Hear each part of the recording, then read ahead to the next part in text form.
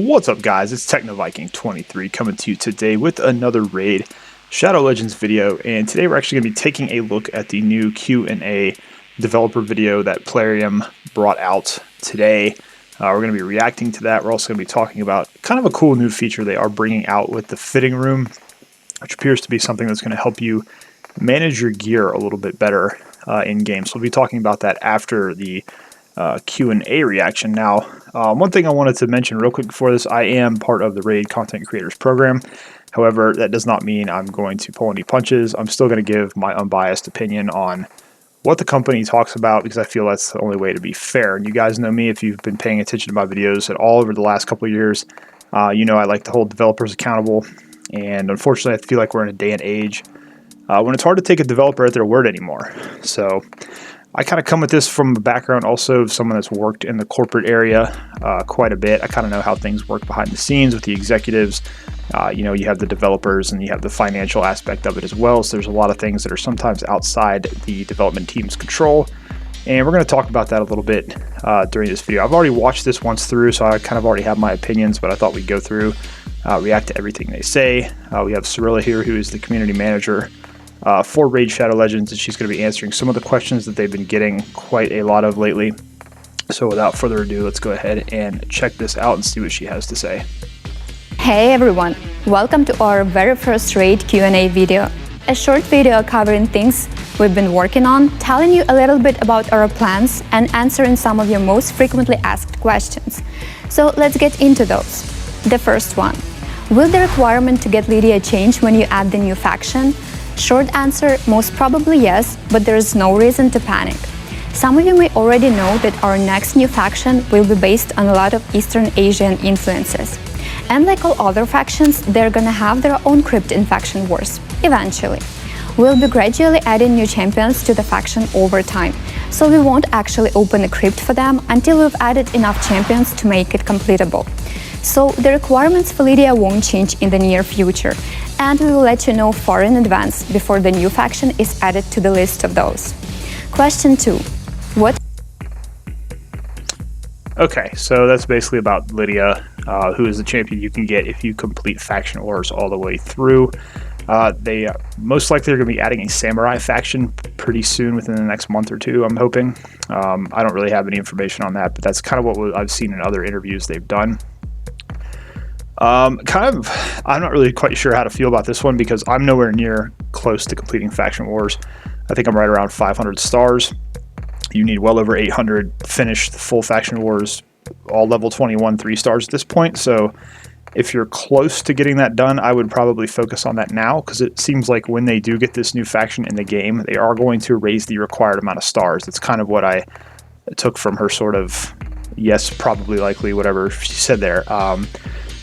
So this is kind of interesting, because this kind of gives an advantage to the people that have already been playing the game. If you've already finished Faction Wars, you've already got Lydia, and then the people who are maybe halfway done or 3/4 of the way done are suddenly going to have a brand new faction. They're going to have to complete the 21 stars, which means they're going to have to collect, you know, at least 5 more champions that are good in that faction, level them up, gear them up. So if you're playing the game right now, you're at an advantage.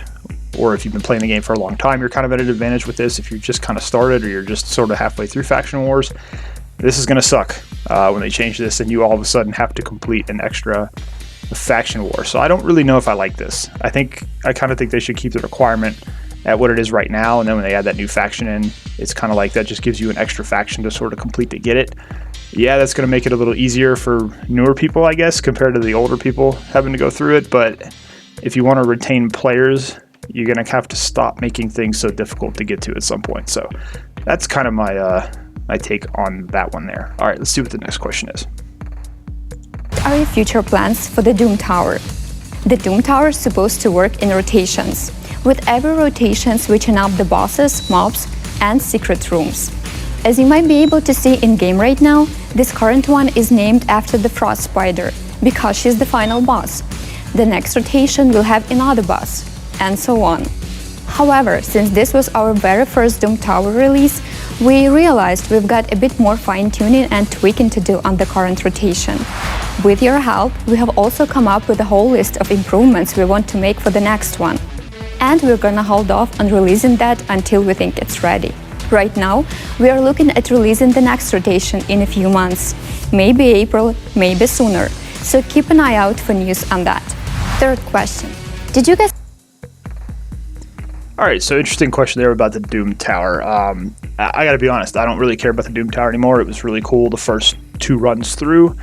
There's another reason I'm really not that interested in it anymore that they're actually going to get to, I think, in this question and answer in a minute, and that has to do with silver. I just feel like at this point there's so much silver and other resources you need to build champs for the Doom Tower. I'm focused on clan boss right now. I'm focused on doing faction wars. I don't want to spend the silver you need to regear champions. Like, I have champions I'm using in my dungeon teams I would need to regear for Doom Tower, and to me it's just not worth it. I'd rather be able to farm those level 20 dungeons than use a champion on Doom Tower, because quite honestly the resources that you get in Doom Tower are not that great. The rewards aren't that good in my opinion. I think they need to revisit the reward structure to make it more worthwhile, or they need to figure out a way to make it easier for us to get silver and for us to regear or build new champions. One of the other problems is too, some of the bosses you need champions that you're not going to use anywhere else in the game. And what's the point of having to level them up to 50 or 60, ascend them, put gear on them, build that gear up if you're not going to use them anywhere else? So there's a lot of roadblocks for me for Doom Tower, and I just really not that interested in it. She mentions a few months to them changing some boss things and putting some new stuff into the Doom Tower. To me, that's more like May or later. I know they said April, but I wouldn't expect that anytime soon. Let's forget about the dwarves. Why do the undead hordes get all the new epics and legendaries? Our development path for planning, designing, balancing, and releasing champions is pretty long. It's something we try to plan well in advance, and there's usually a long line of champions in development at any time. That's why you've been seeing a lot of undead horde champions popping up all over the place, along with other champions from older factions. However, we haven't forgotten the dwarves. Don't worry, we know they need some new blood. We've actually just released 2 new epic dwarves, and we're also bringing out 2 more epics and a new dwarf legendary in February. On top of that, we've got another 14 in development right now that we hope will bring that faction up a level. Next question.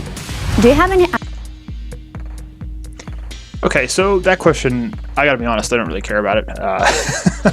I'm not at a point where I'm really too worried about either of those factions, but I will say this. I think the development team on this game, in terms of the art, does an amazing job with creating the champions, and I think we talked about this in Discord a little bit. We think they just enjoy making the undead champions, because a lot of the undead have some really cool designs.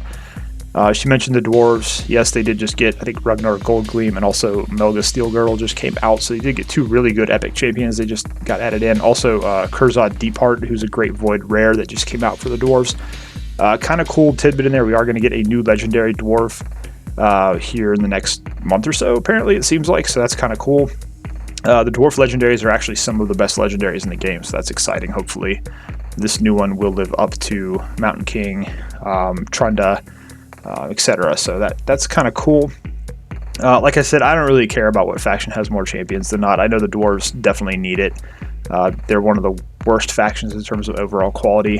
Lizardmen are kind of in that same boat, but I'm nowhere near finishing faction wars with either of those factions, so I'm not really super concerned about that. But, you know, it would be kind of nice if they would start giving a little bit more variety when they make new champions. But since we are going to be getting a new faction pretty soon, I think we're going to start seeing more of that. Answers to the duplicate champions issue? This is probably our most asked question, and it's also probably the hardest one to answer. We are currently working on and testing a few different concepts for this. But it's a biggie, and we want to make sure we get it right. It could have a huge impact on the game, positive or negative, so we are not avoiding it, we are just being thorough. Right now, our top priority is to figure this out in the first half of this year. As soon as we have a clearer idea of the direction we're gonna go with, we'll let you know. And last question. Gear. Okay, so that's basically a non-answer. That question has been asked a million times this year already. Working on a system that the first half of the year means we're not going to see anything development-wise on this, even teased till probably June. That's a long way out. I'm going to give my take on this, and it's probably going to be unpopular, just because I know how a lot of the other content creators feel about this. I know how a lot of the big spenders on Raid feel about this.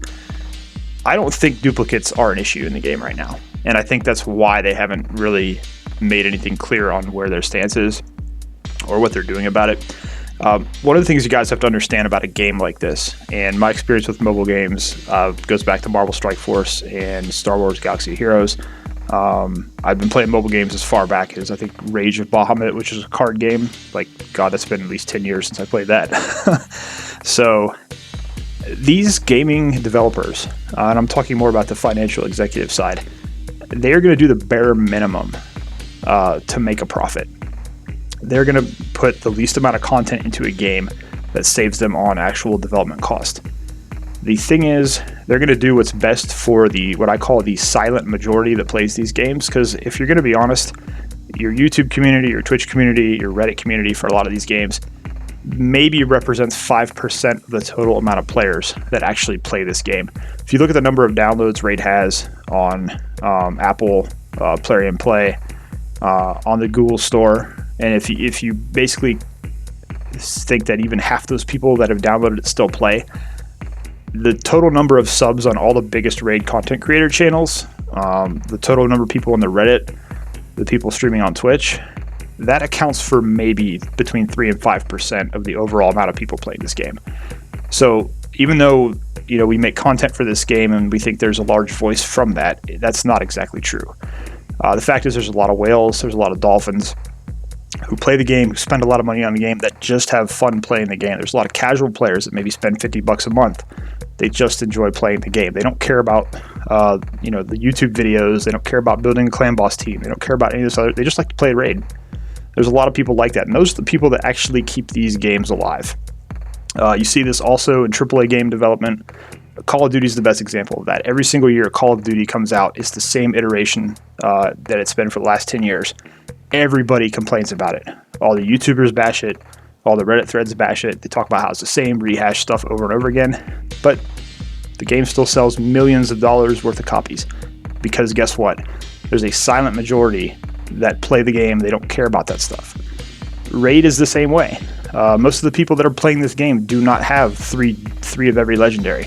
They're not pulling 300, 400 shards every shard event. They're not wailing out on shards. They're not wailing out on trying to get champions. So me, myself, I've been playing this game for 9 months. I have, I think, 1 duplicate legendary. And I don't wail on this game. I don't spend a lot of money on the game. But, I pull, usually every 2x ancient, I pull close to 100 ancient shards. That's about as far as I go. And I don't have a problem with duplicates. I don't think it's a big problem for the majority of the people playing this game, and I think people need to kind of understand that, because if it was a big problem for the majority of players, Plarium would be doing something about it. If it was something that was affecting the game's profits, affecting the way that people were leaving the game, they would have done something about it by now. It's just simply not that big of an issue. And again, that's my opinion on this. That's my opinion going off my experience, working in a corporate world. Also, playing video games for the longest amount of time and kind of having experience with how these developers operate. It's just simply not a problem in their eyes. And, I know the smaller portion of the community keeps bringing it up, keeps asking about it. They're just not concerned about it. If they were concerned about it, they would have made the changes by now. Saying that we're going to spend the first half of the year working on that is basically just them saying we're sweeping this under the rug, and then in 6 months we'll give you guys some other excuse as to why we haven't put it in the game yet. But it's just, in my opinion, not a problem that they're concerned with right now. And I personally don't believe it's a big problem for probably 95% of the people playing Raid. So feel free to let me know how you guys feel about that down below if you disagree or agree. But that's kind of my take on it from a broader perspective, kind of on how these things work. All right, let's get to the last question here, and then we'll do a little wrap up before we look at the new artifact feature. Gathering champions is hard and takes a lot of silver. Do you have any plans to fix that? We do. We are currently testing 3-4 different ideas to reduce the overall silver demands. And we'll let you know once we figure out the best way to deal with it. We're also looking to make re-gearing new champions a little easier to manage. We are currently working on an Armory feature that lets you preview a new selected artifact set and compare it with the champion's currently equipped artifacts. This will show you exactly how your builds stack up and help you decide whether to keep or swap out your artifacts for new ones. And that's everything. If you have questions or suggestions, please share them in the comment section below. We'll pick the most interesting ones and cover them in the next video. See ya!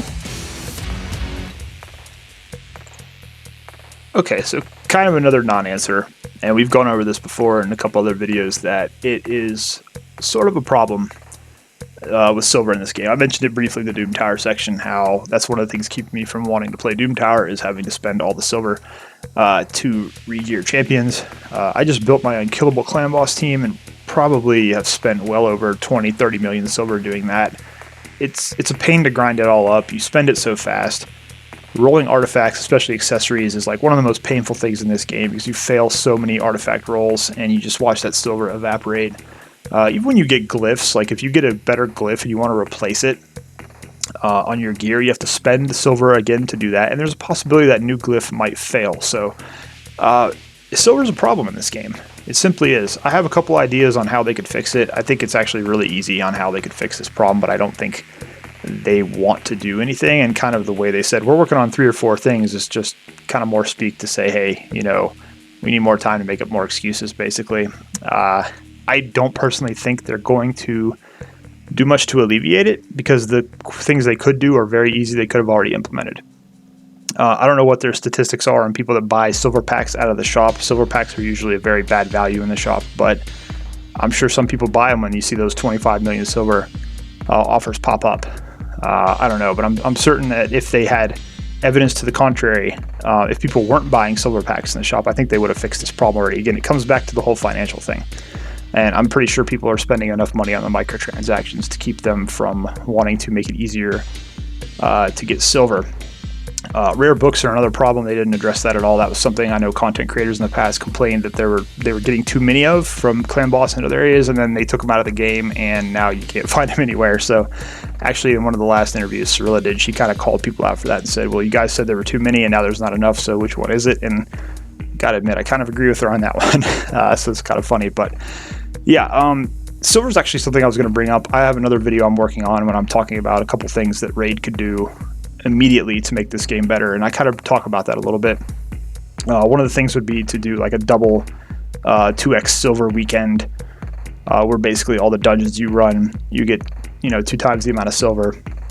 And they could also do like a free weekend where you can replace your artifacts for free and not have to pay, like if you have a 6-star artifact on somebody and you got to pay 100,000 silver just to pull it off. I think they could do like one weekend where you could do that free, maybe every month or 2. That'd be kind of neat. So we'll talk about that in another video though. So let's move on to this new artifact feature that she mentioned. She called it the Armory, but then on Discord they gave us this screenshot to kind of share, and they're calling it the Fitting Room, which maybe that's just a placeholder for now.